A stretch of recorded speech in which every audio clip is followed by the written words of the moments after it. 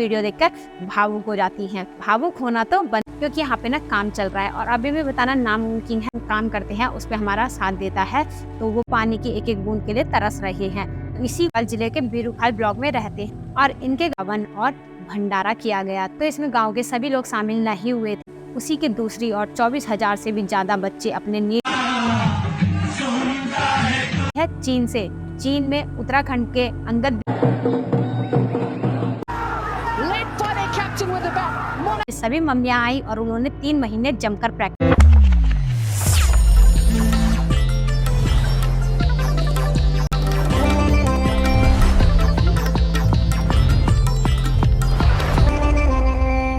नमस्ते, मैं बबीता रावत हफ्ते भर की छुई बात बकी बात समेटे एक बार फिर से आई हूँ अपने साप्ताहिक शो में, जिसका नाम है द संडे शो। उम्मीद करती हूँ आप लोग अपने अपने घरों में सुखी होंगे, स्वस्थ होंगे, मस्त होंगे। तो हम भी एकदम बढ़िया है। तो इसी उम्मीद के संग आज के दिन की शुरुआत करते हैं। तो आज की पहली अपडेट आ रही है राजधानी देहरादून से। देहरादून में एक मॉल खुला जिसका नाम है मॉल ऑफ देहरादून। इस मॉल के ओपनिंग के दिन काफी दूर दूर से लोग इसकी ओपनिंग में आए और इतनी ज्यादा भीड़ हो रखी थी इस मॉल में कि क्या ही बताएं। मॉल के बाहर भी काफी ट्रैफिक लग गया था और आने जाने की तो बिल्कुल जगह ही नहीं बची। इतनी ज्यादा भीड़ देख के ऐसा लग रहा था कि सारा देहरादून यहीं आ गया हो। और बताया जा रहा है कि ये ना उत्तराखंड का सबसे बड़ा मॉल है। अगली अपडेट आ रही है उत्तराखंड के PCS अधिकारी की, जिनका नाम है सुरेश कुमार। यूपी गजराला के पास एक होटल पड़ता है जिसका नाम है हवेली होटल। तो ये वहाँ पर खाना खाने के लिए जाते हैं और ये अपने के लिए वेज ऑर्डर कराते हैं। तो जब इनका खाना आता है तो खाते टाइम पता चलता है कि ये नॉन वेज है, तो जिससे ये काफी भड़क जाते हैं और होटल को सीज कर देते हैं। तो ये है उसकी एक छोटी सी क्लिप जो मैं आपको दिखाती हूँ। मैं उत्तराखंड में हूँ, सीनियर PCS अफसर हूँ। अच्छा सर, तो यहाँ उड़ीसा में काउंटिंग में ऑब्जर्वर बनाया गया हूँ जी। मुझे 2 तारीख को रिपोर्ट करना है। आज रात को मेरी फ्लाइट है जी। क्या नाम लिखते हैं सर पूरा? श्रीश कुमार। अच्छा सर, क्या हुआ यहाँ हवेली रेस्टोरेंट में? हम लोग यहाँ से पास ऑन हो रहे थे तो बेटे ने खाने के लिए कहा, तो हमें खाना खाने के लिए बैठे जी। वेजिटेरियन रेस्टोरेंट है ये। खाना मंगाया तो खाना वेज ही मंगाया। वेज खाना खाने लगे, खाना शुरू ही किया था कि उसमें ये पनीर की सब्जी मंगाई थी, तो उसमें ये मुर्गी की हड्डी मिली। अच्छा। पूछने पर इन लोगों ने ये बताया कि सब वो रात स्टाफ के लिए बना था और गलती से शायद वो इसमें आ गया है। अब रात को यार कोई खा करके झूठा इसमें पनीर में, कढ़ाई पनीर में डालता है क्या?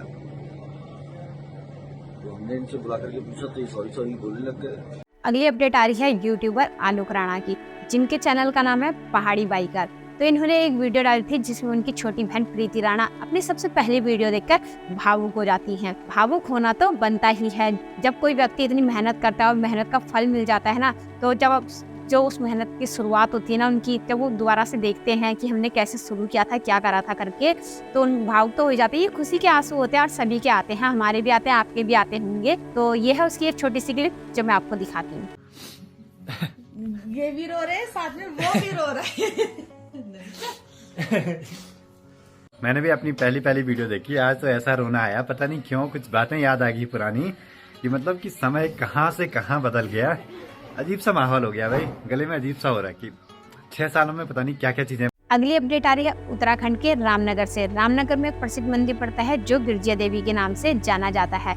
ये मंदिर काफी टाइम से बंद, क्योंकि यहाँ पे ना काम चल रहा है और अभी भी बताना नामुमकिन है ये काम कब तक चलता रहेगा और कब मंदिर के द्वार खुलेंगे, जिससे सभी भक्तजन माँ गिरजिया देवी का आशीर्वाद लेंगे। तभी हम बता नहीं सकते। तो यह है उसकी एक छोटी सी क्लिप जो मैं आपको दिखाती हूँ। जय माता दी दोस्तों, आज है 1 तारीख और 1 तारीख में आप देख सकते हैं माँ गिरजा देवी के मंदिर के टीले में जो कि काम चल रहा है इस वक्त। ये देखिएगा, चारों ओर देखिएगा,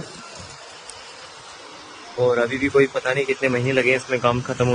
तो अगली अपडेट आ रही है यूट्यूबर मोनिका सजवान की। तो हाल ही में इनकी सगाई हुई और इन्होंने अपनी सगाई बहुत ही धूमधाम से करी। तो ये अपने होने वाले पति के संग टिहरी में के प्रसिद्ध मंदिर माँ सुरकंडा देवी के दर्शन करने के लिए जा रखी हैं। और इसमें दिखाई देता है कि जो वीडियो की शुरुआत करते हैं तो इनके पति करते हैं। तो ऐसा देख के ना बहुत ही अच्छा लगता है कि जो हमारा होने वाला जीवन साथी है तो वो हमारे जो भी हम काम करते हैं उस पर हमारा साथ देता है।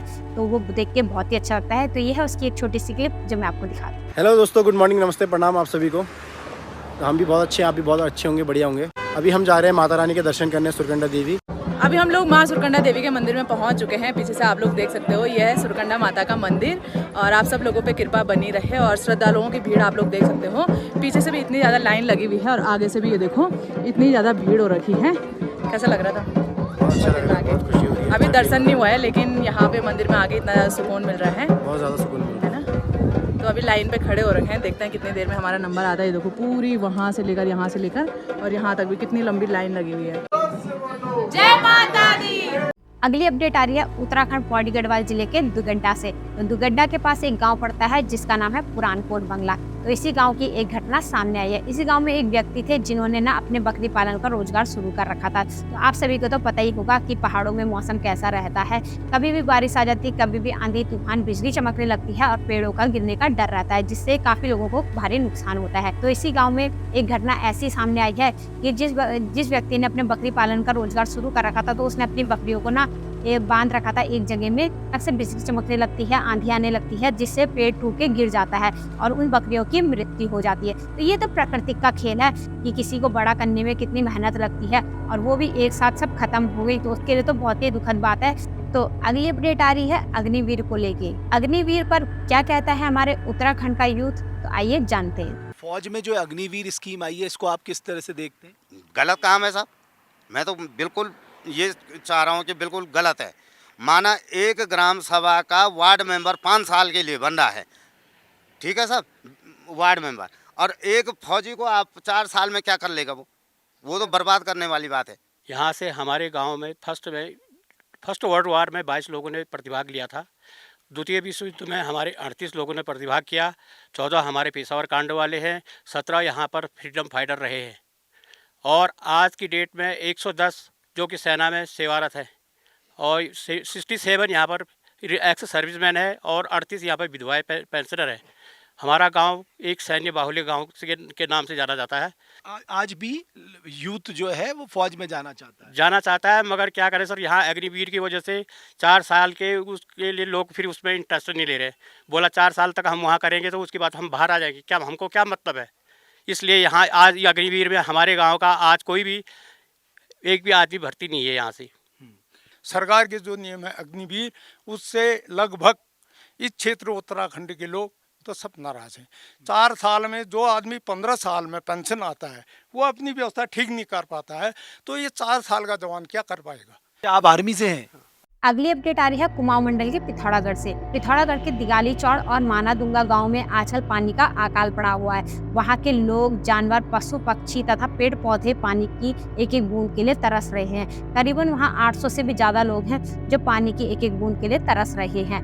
इसी को लेके वहाँ के लोग वो एकजुट होकर सरकार से कुछ मांग कर रहे हैं। ये है उसकी एक छोटी सी क्लिप जो मैं आपको दिखाती हूँ।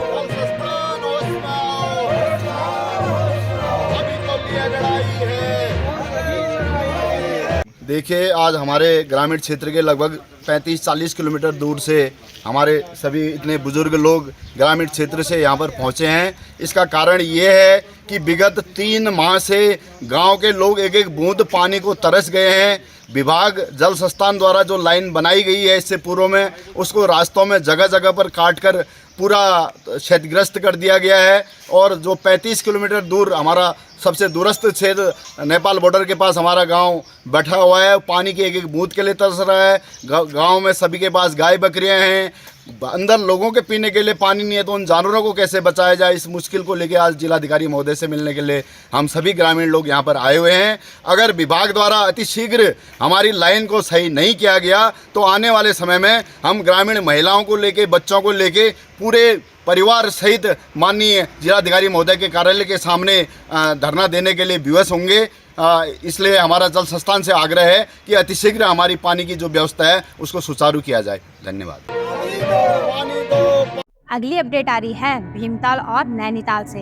तो भीमताल की जो ऐतिहासिक झील है वो दिन प्रतिदिन सूखती जा रही है, जिससे उसके अस्तित्व में संकट खड़ा हो गया है। तो वहीं दूसरी तरफ दिल्ली, पंजाब, हरियाणा और उत्तर प्रदेश में आग की वर्षा हो रही है, तापमान बढ़ते ही जा रहा है। तो वो लोग सुकून पाने के लिए इधर की साइड आ रहे हैं, भीमताल साइड, नैनीताल साइड। और वो जब भीमताल और नैनीताल का स्वरूप देख रहे हैं ना, तो उन्हें बिल्कुल भी मजा नहीं आ रहा है। तो यहाँ की झील क्यों सूखती जा रही है, क्यों दिन प्रतिदिन यहाँ का पानी कम होता जा रहा है, तो जानते हैं यहाँ के निवासियों से। तो यह उसकी एक छोटी सी क्लिप जो मैं आपको दिखाती हूँ। तो क्या ये झील कब से क्या स्थिति बनी है इसकी?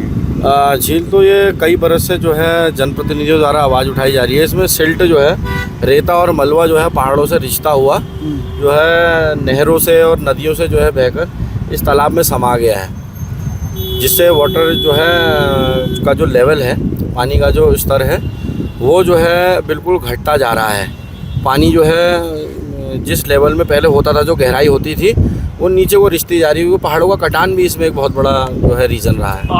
आप ये कहना चाह रहे हैं कि ये झील की प्रशासन की ओर से साफ सफाई नहीं कराया जा रहा है? जी हाँ, बिल्कुल यही। जो सिल्ट है उसको हटाया नहीं जा रहा है डिपार्टमेंट के पास अभी तक कोई पॉलिसी ऐसी रही नहीं है, मजबूत पॉलिसी या कोई ऐसी योजना जो है इस झील में जो है डेल्टा से जो है लोगों को निजात मिल सके। तो ऐसा तो नहीं है कि ये बारिश कम हुई है इसकी वजह से ऐसा हो?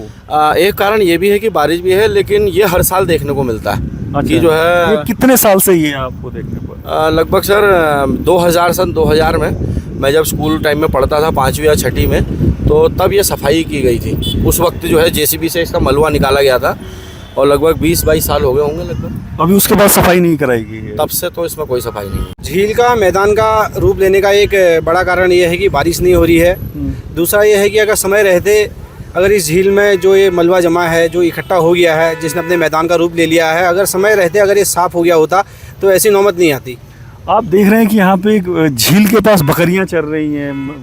जी बिल्कुल, ये ऐसा कोई पहली बार नहीं हो रहा है। ये लगभग पिछले 10-15 सालों में हो ही रहा है।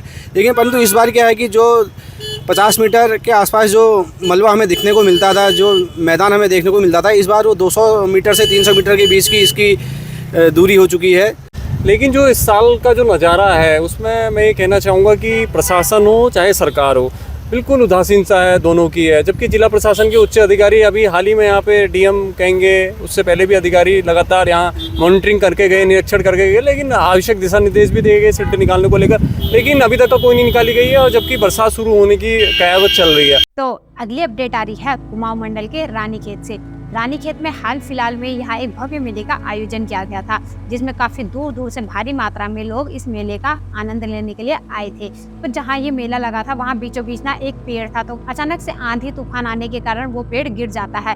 पेड़ की चपेट में कई लोग आ जाते हैं, तो उसमें से एक की तो वहीं पर मृत्यु हो जाती है और आधे से ज्यादा घायल हो जाते हैं। तो तुरंत पुलिस प्रशासन को कॉल किया जाता है। पुलिस प्रशासन भी मौके पर वहाँ पहुँच जाती है और लोगों की मदद के द्वारा उन्हें तुरंत हॉस्पिटल पहुंचाया जाता है। अगली अपडेट आ रही है यूट्यूबर दीपू पटवाल की, जो पौड़ी गढ़वाल जिले के बीरूखाल ब्लॉक में रहते हैं और इनके गांव का नाम है कंडूली। तो आजकल गांव में ना काफी मात्रा में लोग आए हुए हैं बाहर से गर्मियों की छुट्टियों में। तो रिखणी खाल में आजकल एक मैच का आयोजन किया गया था, जिसमें दीपू पटवाल के गाँव के लोगों ने भी भाग लिया था। तो उनके गाँव की टीम 2-3 रनों से पीछे रह गई, पर इस मैच को देखने में बहुत ही आनंद आया सभी को। तो ये है उसकी एक छोटी सी क्लिप जो मैं आपको दिखाती हूँ। बढ़िया हिट है, बढ़िया भाला 4 हो जाने। नैया डूब गई थी पर बचा ली। तो भाई दोस्तों 110 रन हमने बनाए हुए हैं और पहले स्टार्टिंग में हमारी इनिंग लड़खड़ा गई थी, बट उसके बाद बढ़िया से प्रदीप भाई ने संभाल दिया। चलो भाई हार जरूर गए हैं भाई दोस्तों हम, बट मजा आ गया है मैच में। फुल सबने अपनी अपनी जान लगाई, जितनी लगा सकी। गर्मी बहुत ज्यादा थी, पर जो हुआ ठीक हुआ, बढ़िया हो गया। बाकी बच्चों को इनाम भी मिल गया है, सभी तारीफ कर रहे हैं कि जीत गए हैं। बाकी भाई लोग निराश होते हुए जाते हुए, पर कोई बात नहीं, सबने अपना बेस्ट किया। अगली अपडेट आ रही है केदारनाथ धाम से। केदारनाथ धाम में वायुसेना के एक चीनूक हेलीकॉप्टर में थार को लैंड किया गया। बताया जा रहा है इस थार में केंद्रीय मंत्री अनुराग ठाकुर के परिजन थे। उन्हें इस यात्रा में पैदल जाने में बहुत ही दिक्कत हो रही थी, तो इसीलिए उन्हें थार में ले जाया गया। मानना ये है कि वो हेलीकॉप्टर का भी यूज कर सकते थे। इसमें थार की क्या जरूरत थी, जहाँ पैदल जाने का सही रास्ता नहीं है तो वहाँ थार क्या ही जाएगी। तो मेरा मानना तो ये है उसकी एक छोटी सी क्लिप जो मैं आपको दिखाती हूँ।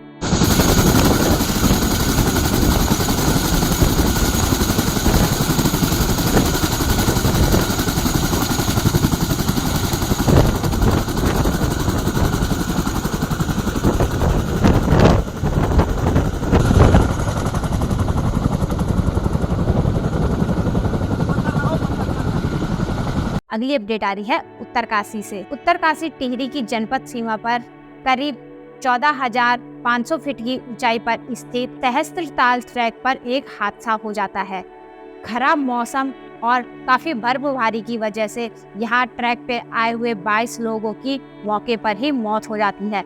अगली अपडेट आ रही है उत्तराखंड के रिखणी खान ब्लॉक के 8 बागल से। तो 8 बागल के अंतर्गत करीबन 8 गांव आते हैं, तो इसीलिए इसका नाम 8 बागल रखा गया। तो कुछ दिन पहले ना यहाँ पर एक आयोजन किया गया था, जिसके अंतर्गत सुंदरकांड, कलश यात्रा, जागरण, हवन और भंडारा किया गया। तो इसमें गांव के सभी लोग शामिल नहीं हुए थे। तो मेरा मानना तो ये है कि सभी को आना चाहिए था और इस सुंदरकांड का और भंडारे का, हवन का सभी का हिस्सा बनना चाहिए था। तो ये है उसकी एक छोटी सी अपडेट जो मैं आपको दिखाती हूँ। जहाँ पे मंदिर और जागरण वगैरह हो रहा है वहीं पे जाएगा सारा।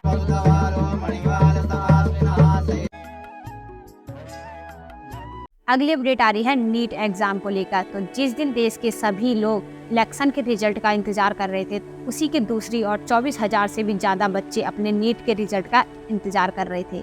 नीट के एग्जाम में गड़बड़ी ही नहीं बल्कि घोटाला भी हुआ है, जिसमें 2 या 3 बच्चे ही टॉप किया करते थे। उसमें आज 67 बच्चों ने टॉप किया और वो भी उन बच्चों के मार्क्स 720 में से 720 आए हैं। तो ये है उसकी एक छोटी सी क्लिप जो मैं आपको दिखाती हूँ। देखिए, जब 4 जून को पूरा देश इलेक्शन रिजल्ट में बिजी था, तो उसी टाइम पे करीब देश के 24 लाख स्टूडेंट्स नीट के रिजल्ट का इंतजार कर रहे थे। और जब ये रिजल्ट आया तो इसने सबको चौंका दिया और नेशनल टेस्टिंग एजेंसी NTA पे बहुत सारे सवाल खड़े कर दिए। एक्चुअली नीट के रिजल्ट के इतिहास में पहली बार ऐसा हुआ कि 67 बच्चों की ऑल इंडिया रैंक 1 आई और उनका स्कोर भी एग्जैक्ट 720 आया। अब जैसे ये चीज आई तो बहुत सारी बातें स्टार्ट हो गई कि इतने सारे बच्चों की ऑल इंडिया रैंक 1 कैसे आ सकती है। और अगर 2023 की बात करें तो सिर्फ 2 स्टूडेंट्स ने ये चीज अचीव की थी। दूसरी चीज इसमें स्टूडेंट्स ये कह रहे हैं कि ये कैसे हुआ कि 67 में से 8 बच्चे सब ने एक ही सेंटर में अपने एग्जाम दिए। इन रोल नंबर्स के पहले 7 नंबर आप देखिए। और इसके साथ साथ इसमें एक चीज और हुई, ऑल इंडिया रैंक 1 के बाद के जो 2 स्टूडेंट्स हैं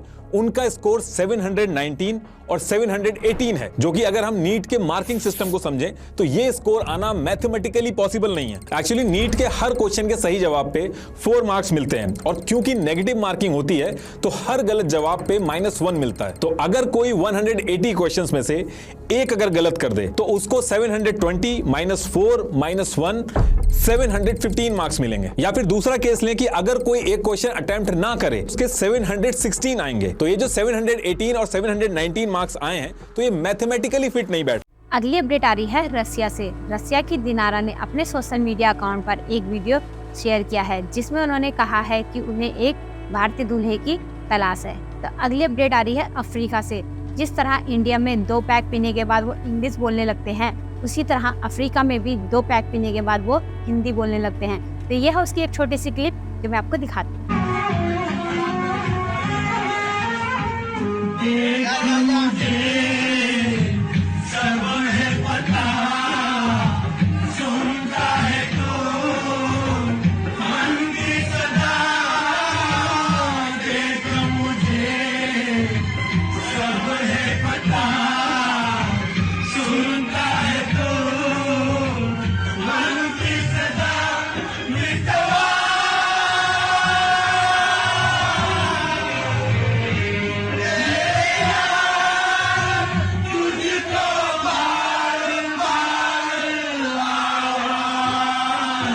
अगली अपडेट आ रही है चीन से। चीन में उत्तराखंड के अंगद बिष्ट ने रोड टू UFC के फाइनल में अपनी जगह पक्की कर ली है और ये UFC के फाइनल में पहुंचने वाले पहले भारतीय बन चुके हैं। और जब वो वापस आए तो एयरपोर्ट पर गढ़वाली वाद्य यंत्रों से उनका बहुत धूमधाम से स्वागत किया गया। तो ये है उसकी एक छोटी सी क्लिप जो मैं आपको दिखाती हूँ।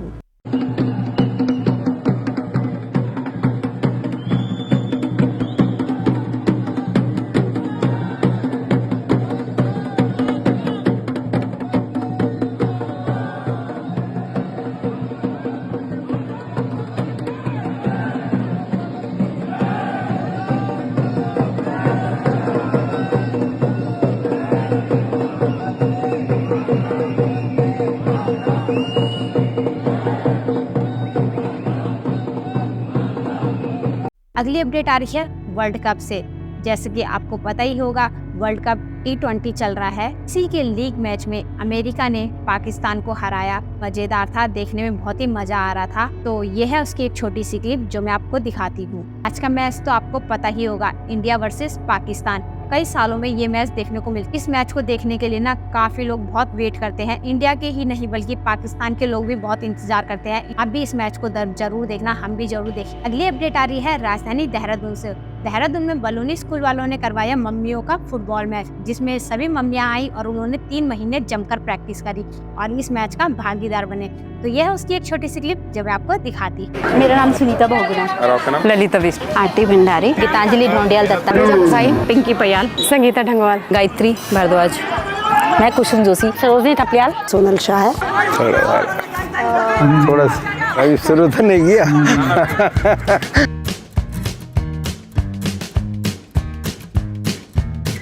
मेरा नाम लोकमणि भट्ट है और मेरी उम्र जो है वो 73 ईयर्स। 40 प्लस। मैं तो 40 प्लस, 43। जैसे और दिन आते थे प्रैक्टिस में तो आटा उटा गूंद के सब्जी काट के 8 बजे चले जाते थे, तब उसके बाद घर का काम। और ऐसा लग रहा था जैसे हमारे पैरों में पंख लग गए। उसके बाद बहुत अच्छा लग रहा है। लोग बोलते हैं अरे तुम तो बैक गियर में चल रही तुम्हारी गाड़ी। अब बेटा जब साथ खड़ा होता है ना, तो बोलते हैं यार तुम्हारा बेटा है या भाई है।